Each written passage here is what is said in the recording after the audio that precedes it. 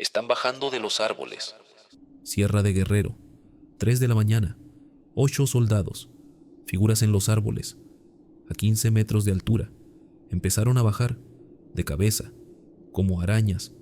Los soldados dispararon, las balas atravesaron. Una alcanzó al soldado Morales, dejó marcas de manos, con 6 dedos, quemadas. Esta noche te cuento 5 historias así, de soldados mexicanos que vieron cosas. Suscríbete, apaga las luces, ponte audífonos y prepárate. La primera historia pasó en la Sierra de Guerrero. Un pelotón de 8 soldados en operativo nocturno.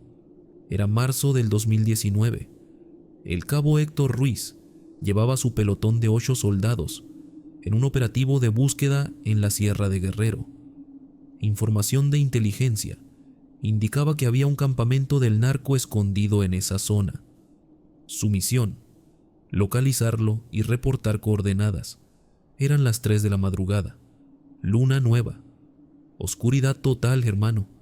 De esas noches donde no ves ni tu propia mano frente a tu cara. El pelotón avanzaba en formación, en completo silencio. 8 sombras moviéndose entre los árboles, cada uno con su visor de visión nocturna activado. Ese brillo verde fantasmal que te deja ver en la oscuridad. Héctor iba de punta. Él era el primero, el que abría camino, y entonces lo vio. A través de su visor nocturno, Héctor notó movimiento en un árbol, como a 50 metros adelante. Algo se movió en una rama alta, muy alta, como a 15 metros del suelo. Levantó su puño cerrado, señal de alto. Los 8 soldados se detuvieron en seco. Silencio absoluto.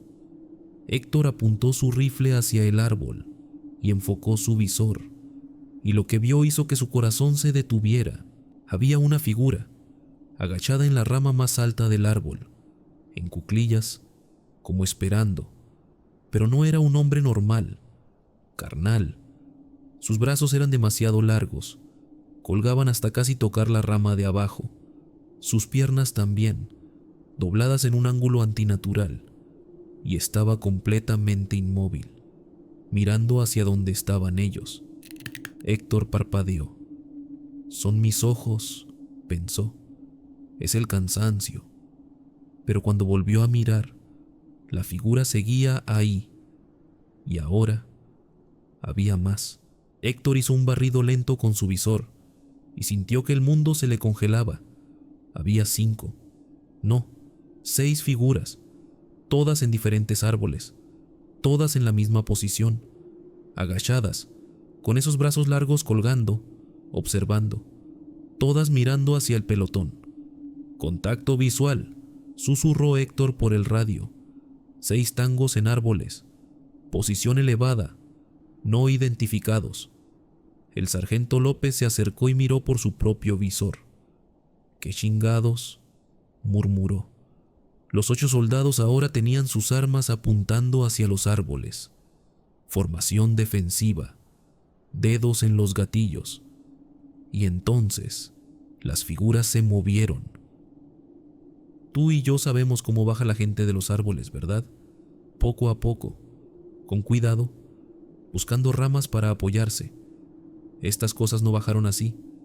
Empezaron a descender, de cabeza, pegadas al tronco, como si sus manos y pies tuvieran ventosas, como arañas gigantes, y lo hacían rápido, muy rápido.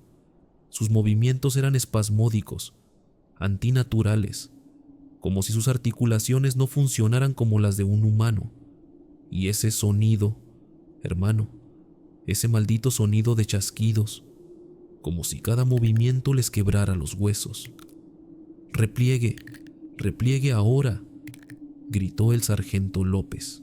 Los 8 soldados empezaron a retroceder, armas arriba, sin quitarles la vista, y fue cuando lo sintieron. Un frío que no tenía sentido. Estaban en la Sierra de Guerrero, clima tropical, hacía calor, pero de repente todos empezaron a ver su propio aliento, vapor saliendo de sus bocas. como si la temperatura hubiera bajado 20 grados en segundos. ¿Están sintiendo eso?, preguntó uno de los soldados, el más joven Morales. Nadie respondió, porque en ese momento las figuras tocaron el suelo. Y hermano, cuando te digo que corrieron en 4 patas, como animales, como perros salvajes, pero más rápido, mucho más rápido. Se lanzaron hacia el pelotón. ¡Fuego! ¡Fuego!, gritó López. Los 8 soldados abrieron fuego, ráfagas de M4, el sonido ensordecedor de las balas perforando la noche. Pero las balas atravesaban a esas cosas, como si fueran humo, como si no existieran, y seguían corriendo hacia ellos. Ahora quiero que te imagines esto. Eres un soldado entrenado, has enfrentado al narco, has estado en balaceras, no le tienes miedo a nada, pero tus balas no funcionan, y algo inhumano está corriendo hacia ti a toda velocidad. ¿Qué haces? Corres con todo lo que tienes. Y eso hicieron. Los 8 soldados corrieron, formación rota, cada quien por su lado, pero Morales, el más joven, tropezó, cayó, y antes de que pudiera levantarse, una de esas figuras lo alcanzó, lo tacleó al suelo, se montó encima de él, y Morales gritó como nunca en su vida. 2 soldados, Héctor y otro llamado Campos, regresaron, agarraron a Morales de los brazos y jalaron con toda su fuerza, y fue cuando Héctor lo vio de cerca, la cara de esa cosa. No tenía párpados, sus ojos eran completamente negros, sin pupilas, sin iris, solo negro, y esos ojos no parpadeaban, te miraban fijamente, sin emoción, sin nada humano.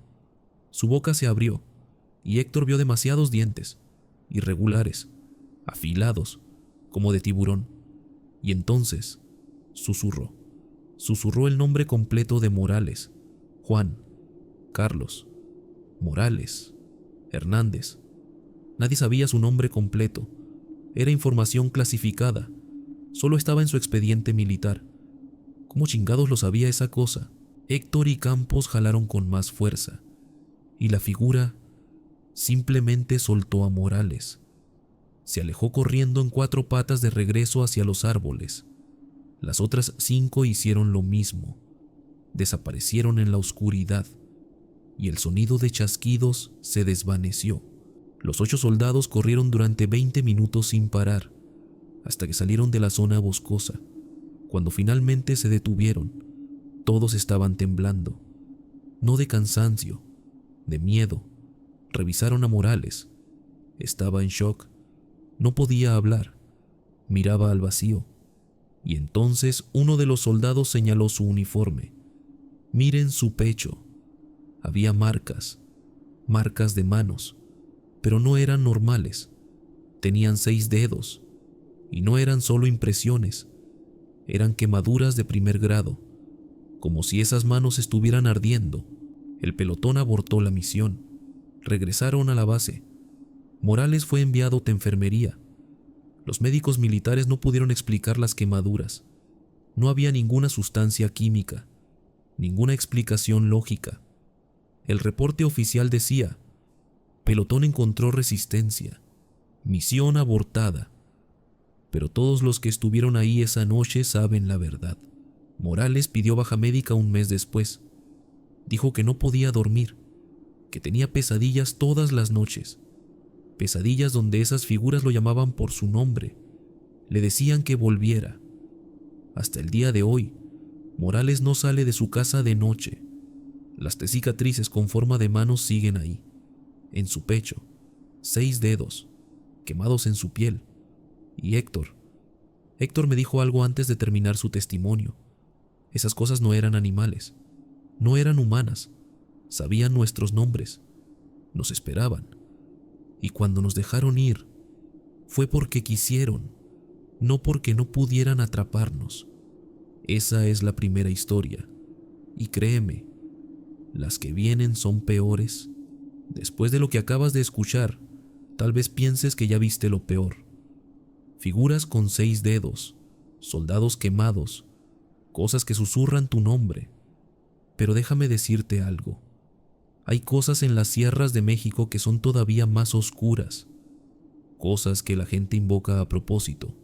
Cosas que protegen los intereses del narco. Y cuando un soldado se topa con esas cosas, las consecuencias pueden durar meses o años.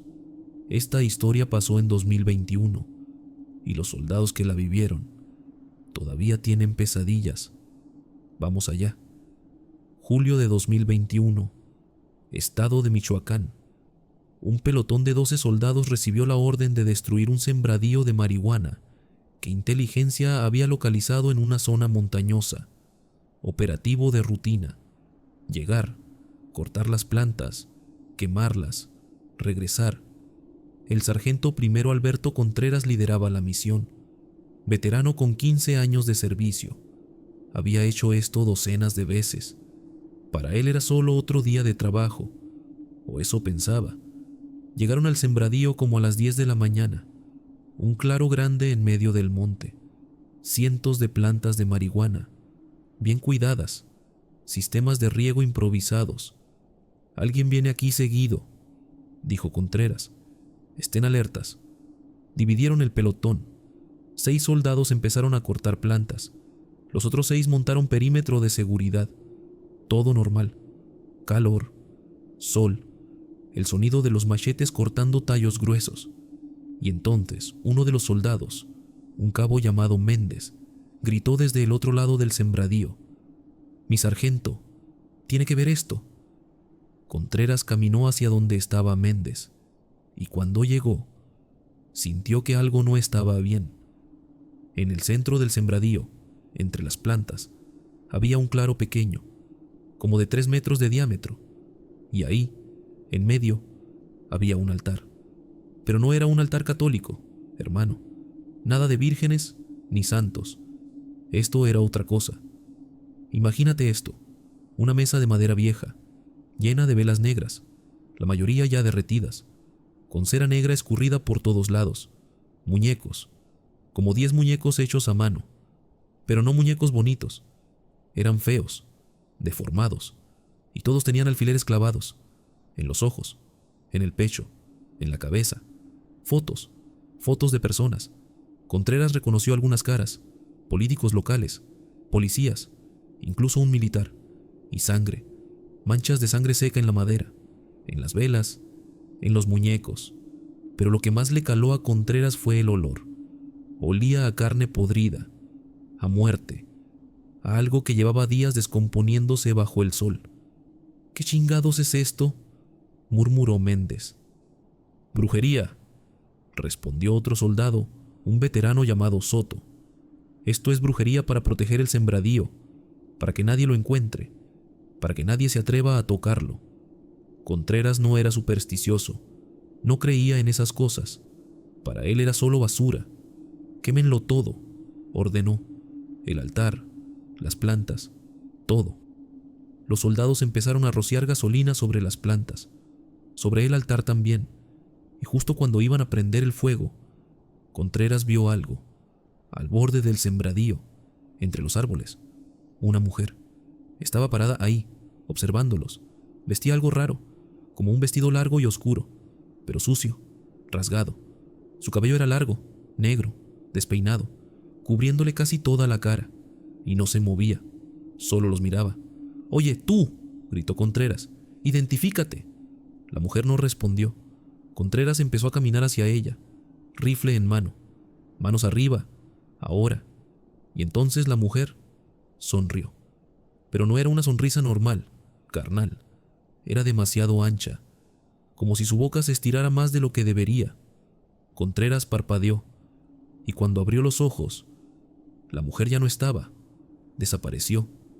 Así nomás, en un segundo. ¿Vieron eso?, preguntó Contreras volteando hacia sus hombres. Todos asintieron. Todos la habían visto. «Quemen esto». «Ya», ordenó Contreras. Su voz ya no era tan firme. Prendieron fuego. Las plantas empezaron a arder. El altar también. Las llamas consumieron las velas negras, los muñecos, todo. Y el olor a carne podrida se intensificó, como si estuvieran quemando un cadáver. Terminaron la misión. Regresaron a la base. Nadie habló mucho durante el camino de regreso. Esa noche, en la base, todos trataron de dormir. Y ahí fue cuando empezó. Contreras tuvo una pesadilla. Estaba de regreso en el sembradío, solo, de noche. Y la mujer estaba ahí, parada frente a él, pero ahora podía verle la cara completa. No tenía ojos, solo cuencas vacías, negras, profundas, y le dijo con una voz rasposa, como si tuviera la garganta llena de tierra: «No debiste quemar mi altar». Contreras despertó gritando, empapado en sudor. Su corazón latía como loco. Se levantó, caminó al baño a echarse agua en la cara, y cuando se miró en el espejo, había huellas de manos en su cuello, como si alguien lo hubiera estado ahorcando mientras dormía. Pensó que había sido él mismo, que se había ahorcado dormido. Cosa rara pero posible. Pero al día siguiente, otros 5 soldados del pelotón reportaron lo mismo. Pesadillas con la mujer del sembradío, y todos despertaron con las mismas marcas en el cuello, huellas de manos, como si alguien los hubiera estado ahorcando. Las pesadillas continuaron, noche tras noche.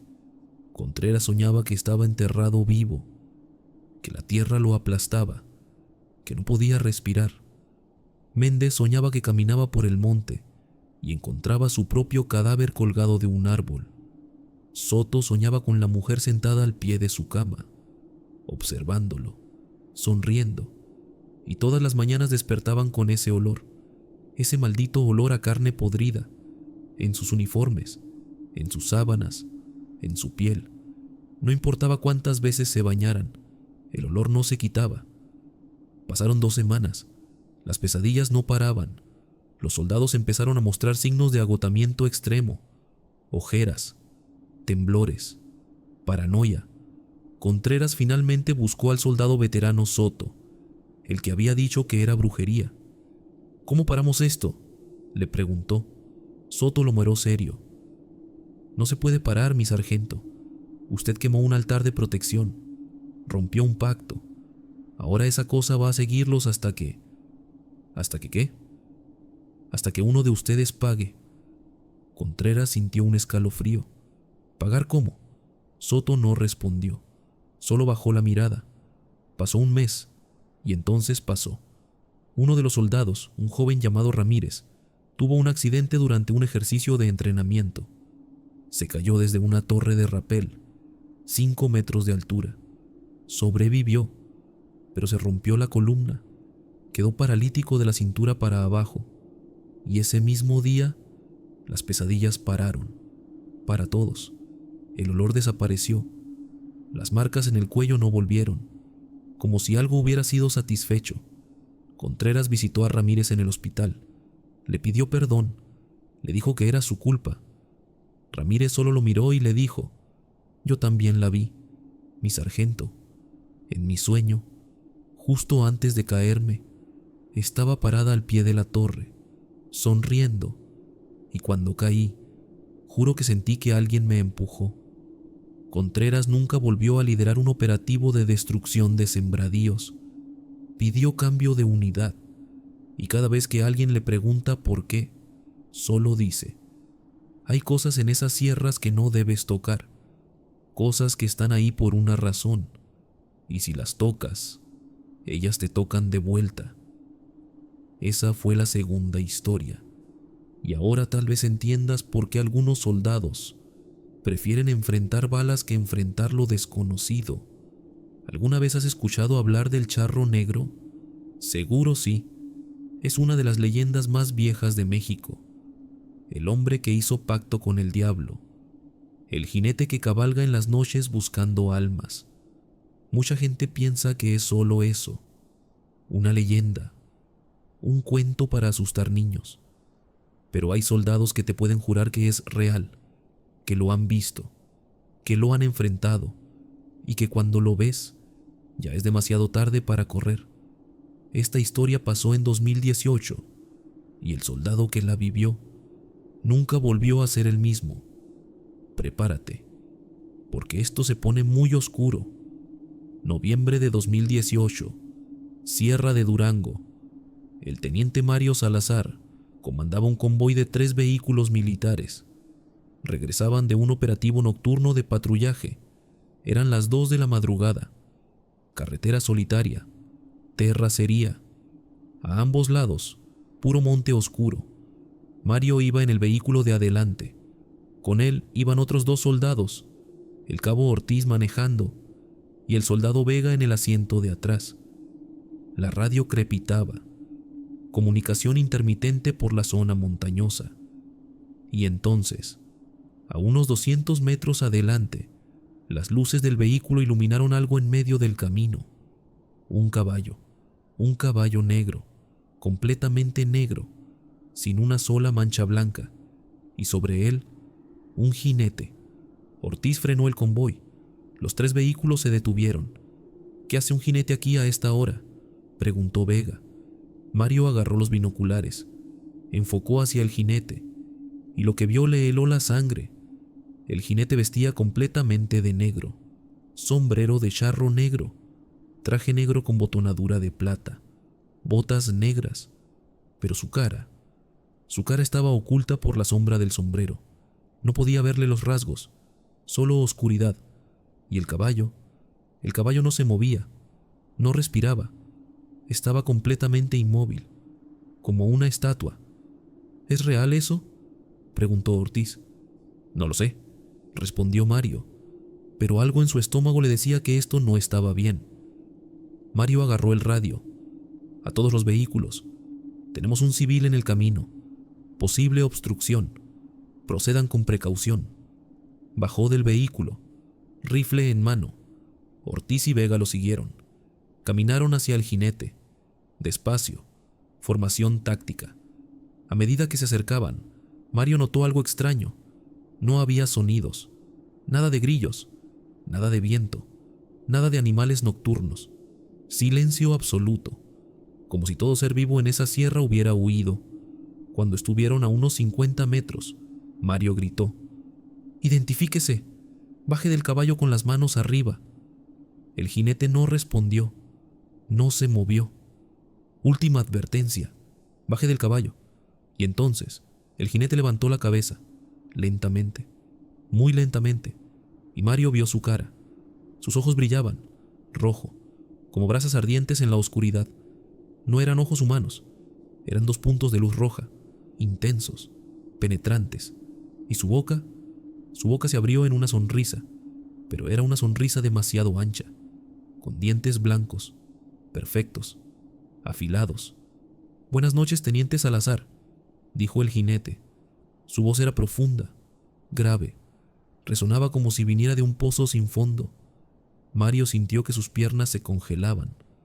¿Cómo sabía su nombre? ¿Cómo sabía su rango?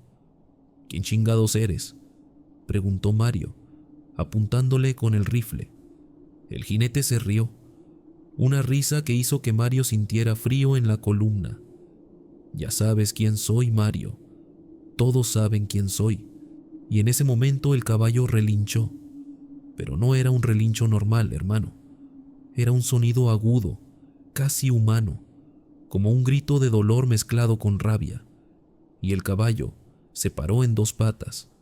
Sus ojos también brillaban en rojo. De su boca salía vapor, como si respirara fuego. Sus cascos, cuando golpearon el suelo de nuevo, dejaron marcas quemadas en la tierra. «¡Disparen!», gritó Mario. Los 3 soldados abrieron fuego, ráfagas de M4, el sonido ensordecedor de las balas perforando la noche. Pero las balas atravesaban al jinete, lo atravesaban como si fuera humo. Él ni siquiera se movió, solo seguía sonriendo. Y el caballo empezó a caminar hacia ellos, despacio, paso a paso, los cascos quemando la tierra con cada paso. «¡Retrocedan! ¡Retrocedan!», ordenó Mario. Los 3 soldados empezaron a retroceder hacia los vehículos, pero el jinete habló de nuevo. «No puedes huir de mí, Mario. Nadie puede».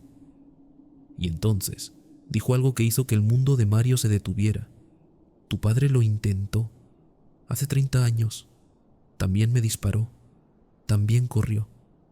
Mario sintió que su corazón se detenía. Su padre había muerto en 1988, en un accidente de auto, en una carretera solitaria, de noche. Nunca encontraron explicación para el accidente. El auto simplemente se salió del camino y se estrelló contra un árbol. ¿Cómo chingados sabía eso el jinete? El charro negro se acercó más.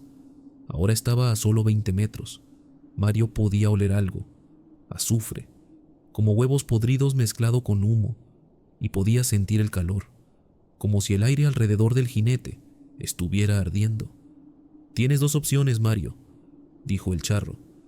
«Vienes conmigo ahora, o te doy 10 años más, pero cuando vuelva, no habrá negociación».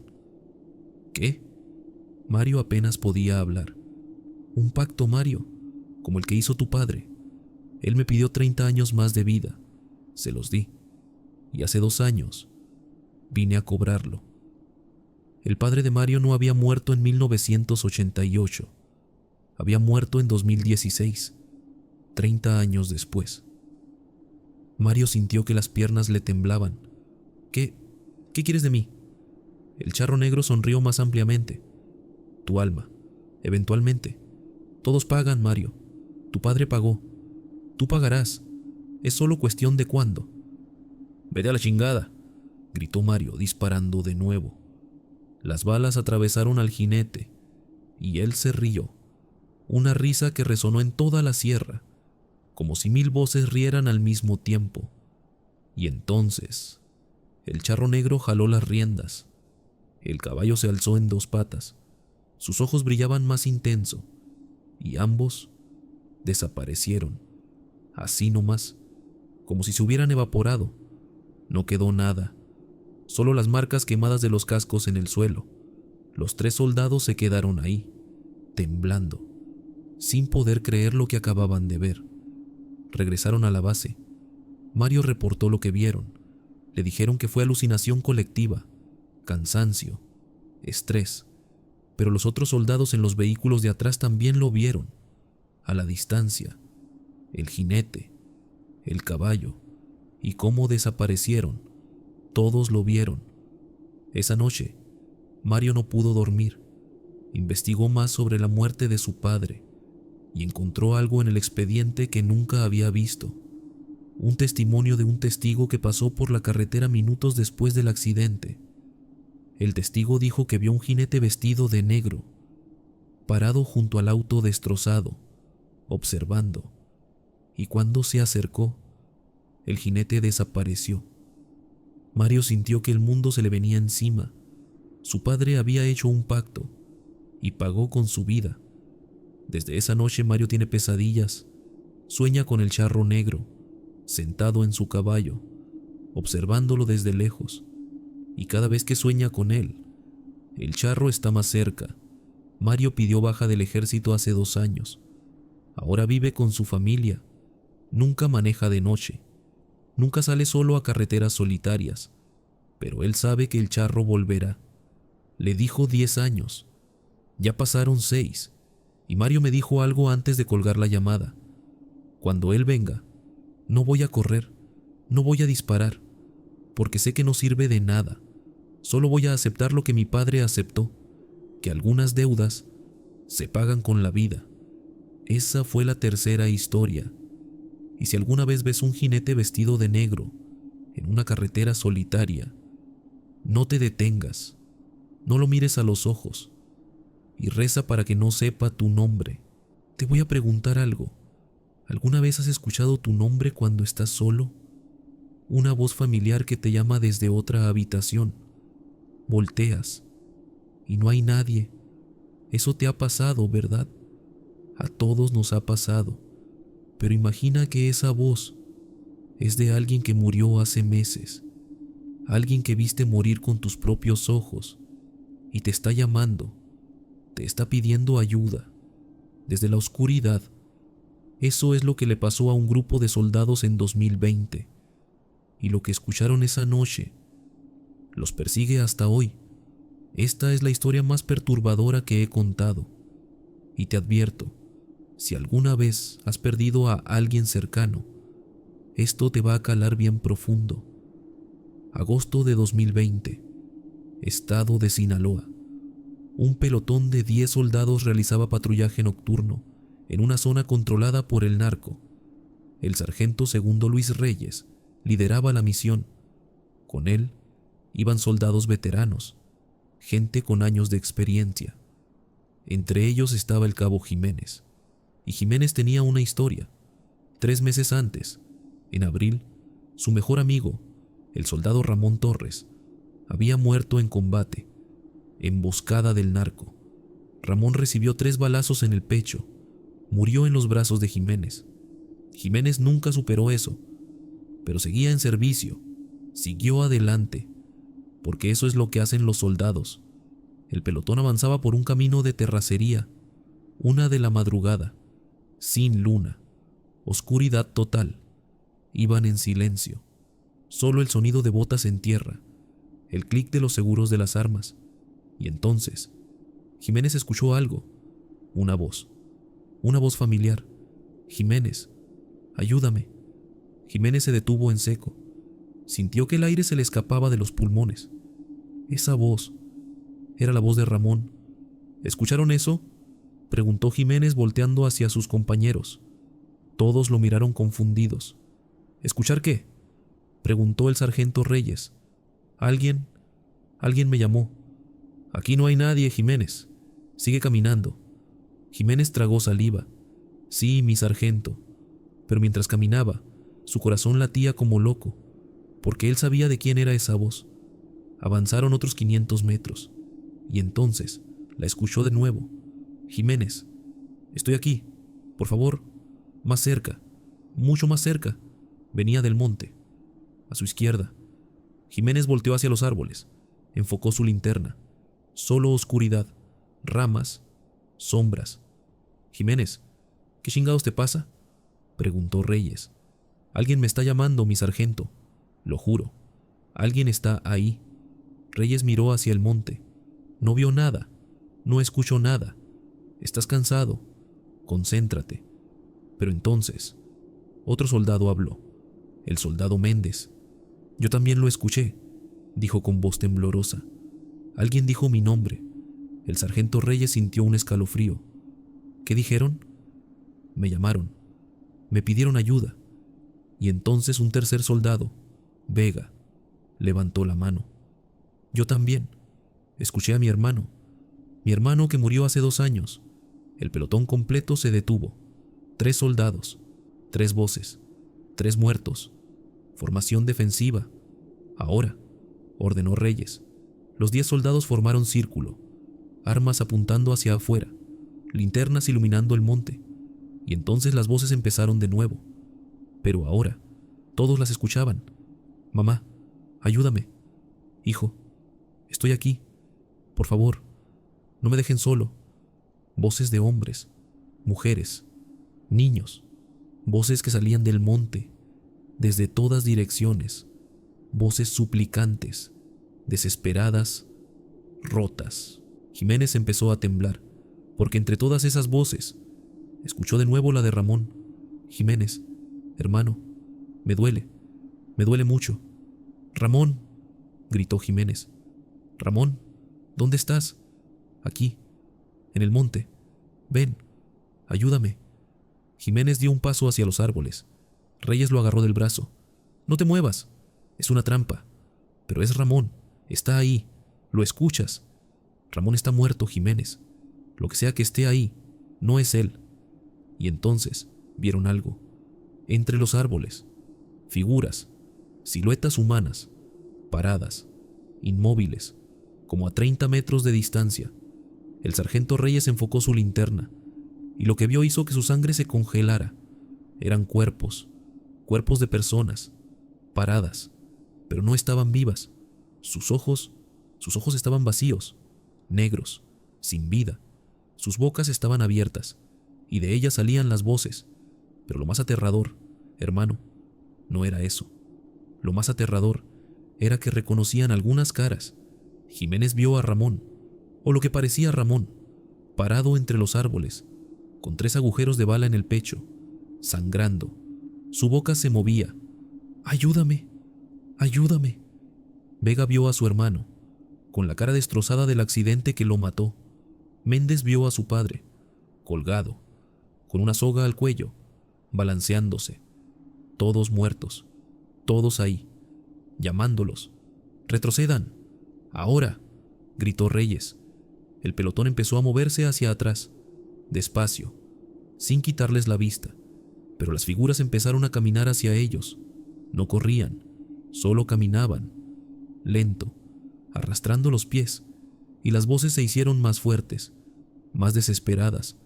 «No nos dejen, vengan con nosotros, nos duele estar aquí, ayúdenos». Uno de los soldados más jóvenes, un muchacho llamado Castro, empezó a llorar. «Es mi mamá», dijo entre sollozos. «Es mi mamá, me está llamando». «No es tu mamá», gritó Reyes. «Sigue caminando». Pero Castro dio un paso hacia adelante. «Mamá, ya voy». Reyes lo tacleó al suelo. «Despierta, pendejo, no es ella». Las figuras estaban cada vez más cerca, a 20 metros, 15 metros. Y entonces Jiménez vio algo que casi lo hace vomitar. La figura de Ramón abrió su boca, y de su boca salió algo. Gusanos, cientos de gusanos, cayendo al suelo, retorciéndose.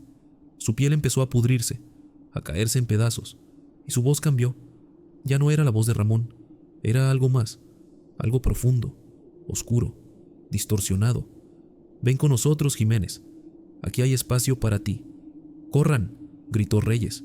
Los 10 soldados corrieron, a toda velocidad, sin mirar atrás. Las voces los persiguieron, gritando, suplicando, maldiciendo. Corrieron durante 10 minutos sin parar, hasta que llegaron a una zona abierta, lejos del monte. Las voces pararon, el silencio regresó, el pelotón se detuvo, todos estaban temblando, sudando, algunos llorando.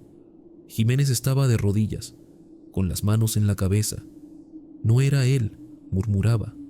«No era él, no era él». Reyes se sentó en el suelo, mirando al monte a la distancia, y entonces uno de los soldados dijo: «Mi sargento, ¿qué chingados eran esas cosas?». Reyes no respondió inmediatamente, solo miraba a la oscuridad. Finalmente habló: «Almas en pena, o algo peor, algo que usa a los muertos para atraer a los vivos». Regresaron a la base, reportaron el incidente. Los superiores dijeron que fue alucinación colectiva, estrés postraumático, pero los 10 soldados saben que fue real, porque todos lo vieron, todos lo escucharon. Jiménez pidió baja 3 meses después. Dijo que no podía dormir, que seguía escuchando la voz de Ramón, llamándolo. Castro fue internado en psiquiatría militar. Tuvo un colapso nervioso. Decía que su mamá lo visitaba cada noche, que le pedía que fuera con ella. Vega se suicidó un año después. Se colgó. Dejó una nota que decía: «Ya no aguanto más las voces». El sargento Reyes me contó esta historia hace 6 meses. Me dijo algo antes de terminar la llamada. Yo también las escucho. A veces, de noche. Voces de soldados que he perdido, llamándome, pidiéndome que vaya con ellos. Y cada vez suenan más cerca. Colgo. No he vuelto a saber de él. Esa fue la 4ª historia. Y si alguna noche escuchas que alguien te llama, alguien que ya no está, no respondas, no vayas, porque lo que sea que esté usando su voz no es ellos, y si vas, tal vez no regreses. Esta es la última historia, y te voy a ser sincero, esta es la peor. No porque tenga más sangre, no porque sea más violenta, sino porque lo que le pasó a estos soldados fue lento, fue desesperante, y uno de ellos nunca salió. Si tienes claustrofobia, Tal vez quieras saltarte esta historia, porque lo que vas a escuchar sucedió bajo tierra, en la oscuridad, donde nadie puede oírte gritar y donde algo vive en las sombras. Prepárate, porque esto no tiene final feliz. Febrero de 2022, estado de Chihuahua. Un pelotón de 8 soldados recibió información de inteligencia sobre un túnel del narco. Los túneles son comunes en la frontera. Los usan para pasar droga, armas, personas. Este túnel supuestamente conectaba con una cueva natural en la sierra y desde ahí bajaba hasta la frontera. La misión: entrar, mapear el túnel, instalar explosivos, sellarlo. El capitán Bruno Estrada lideraba la operación. Veterano con 18 años de servicio. Había entrado a docenas de túneles. Para él era rutina, pero este túnel era diferente. Entraron a las 10 de la mañana, por la boca de la cueva en la sierra. La entrada era grande, natural, roca sólida, formada hace millones de años. Llevaban linternas, cuerdas, radios, equipos de respiración por si había mal aire. Los primeros 100 metros fueron fáciles. El túnel era ancho. Podías caminar de pie. Pero después empezó a estrecharse y a bajar, más y más profundo. A los 30 minutos de descenso, uno de los soldados, el cabo Núñez, se detuvo. ¿Huelen eso? Todos se detuvieron. Olieron el aire. Algo apestaba. No era olor a humedad. No era olor a tierra. Era olor a carne podrida, a muerte, a descomposición. Probablemente hay un animal muerto más adelante, dijo Estrada. Sigan moviéndose. Pero el olor se hizo más fuerte, cada vez más fuerte, hasta que algunos soldados tuvieron que taparse la nariz con trapos. Llegaron a una cámara grande, como del tamaño de una habitación. Las paredes eran de roca natural, el techo bajo, como 2 metros de altura, y en el suelo había huesos, muchos huesos, huesos humanos, calaveras, costillas, fémures, esparcidos por toda la cámara. Estrada se arrodilló, examinó una calavera. Estos huesos tienen años aquí, décadas tal vez. ¿Quiénes eran?, preguntó Núñez. No lo sé, pero sea lo que sea que les pasó, no fue bueno. Al fondo de la cámara había 3 túneles más, 3 bifurcaciones. Estrada dividió el pelotón, 4 soldados en un túnel, él con otros 3 en otro. Exploren 500 metros. Si no hay nada, regresan. 30 minutos máximo. El grupo de Estrada tomó el túnel del medio. El grupo de Núñez tomó el de la izquierda. El grupo de Estrada avanzó. El túnel se hizo más estrecho. Ahora tenían que agacharse para caminar. Y entonces escucharon algo arrastrándose por el suelo, detrás de ellos. Estrada volteó, iluminó con la linterna. Nada, solo oscuridad. ¿Escucharon eso?, preguntó. Los 3 soldados asintieron. Tal vez es el otro grupo, dijo uno, pero el sonido no venía de adelante, venía de atrás. Siguieron avanzando, y el sonido continuó. Raspa, raspa, raspa, como si algo pesado se arrastrara por las rocas. Estrada intentó comunicarse por radio con el otro grupo. Estática, no había señal. Vámonos, regresamos a la cámara, ordenó. Empezaron a regresar, rápido, y el sonido se aceleró. Ahora era más rápido, más cercano. Raspa, raspa, raspa, raspa. Uno de los soldados, llamado Campos, volteó con su linterna y gritó: «Algo está ahí, algo viene». Todos voltearon, y por un segundo vieron algo, una masa, oscura, enorme, arrastrándose por el túnel, demasiado grande para ser humana. No tenía forma definida, era como carne, piel estirada, brazos, muchos brazos, arrastrándose, y hacía un sonido, como si respirara, pero no con pulmones, con algo más. «¡Corran!», gritó Estrada. Los 4 soldados corrieron, agachados, tropezando. Las linternas saltaban, iluminando paredes de roca. La cosa los perseguía, cada vez más cerca. Escuchaban su respiración, húmeda, pesada, Y entonces, uno de los soldados cayó, el soldado Martínez. Tropezó con una roca, cayó de cara. Estrada y los otros dos se detuvieron, regresaron a ayudarlo, pero cuando lo agarraron, algo más lo agarró también. Martínez gritó, un grito de terror puro.